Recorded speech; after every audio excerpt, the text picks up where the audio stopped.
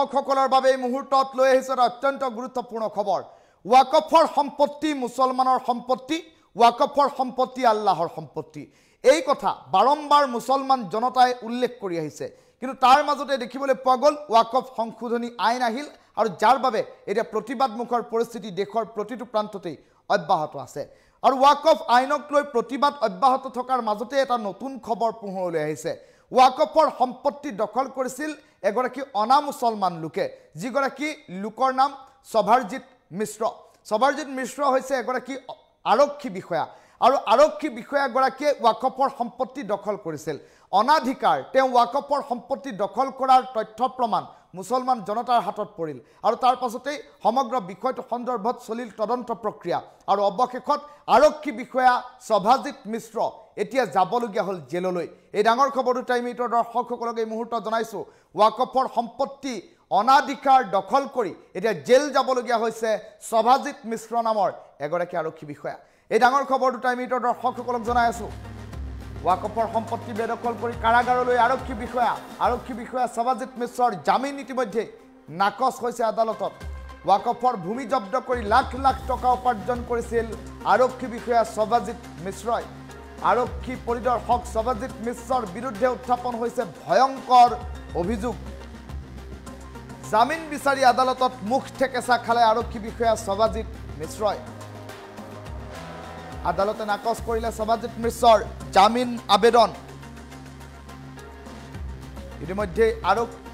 আৰক্ষী বিষয়াগৰাকীক এই কাণ্ডৰ বাবে কৰা হৈছিল নিলম্বন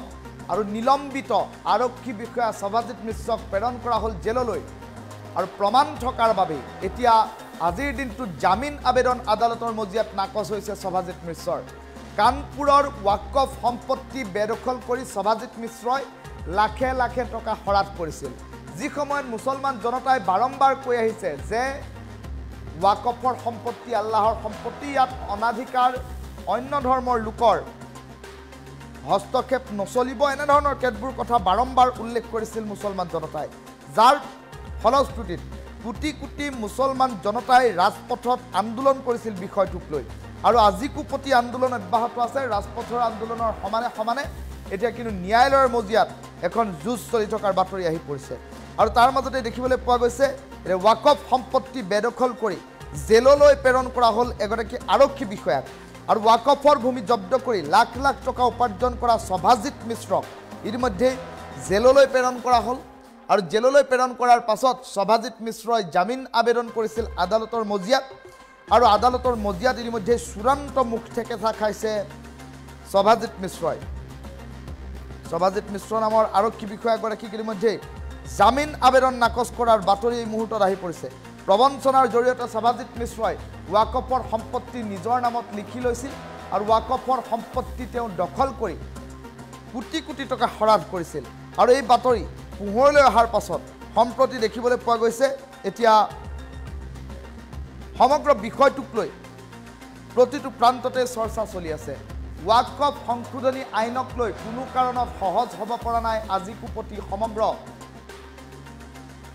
ৰাজ্যৰ জনতা সমগ্ৰ দেশৰ জনতা আৰু তেনে পৰিপ্ৰেক্ষিতত এতিয়া ওয়াকফৰ সম্পত্তি বিক্ৰী কৰি অনাধিকাৰ দখল কৰি কোটি কোটি টকা খৰচ কৰা সভাজিৎ মিশ্ৰ নামৰ আৰক্ষী বিষয়াগৰাকীৰ বিৰুদ্ধে আইনে কি ব্যৱস্থা ল'ব সেয়া হৈ পৰিব লক্ষণীয় কিন্তু ইতিমধ্যে তেওঁক চাকৰিৰ পৰা নিলম্বন কৰি কাৰাগাৰলৈ প্ৰেৰণ কৰাৰ বাতৰি এই মুহূৰ্তত আহি পৰিছে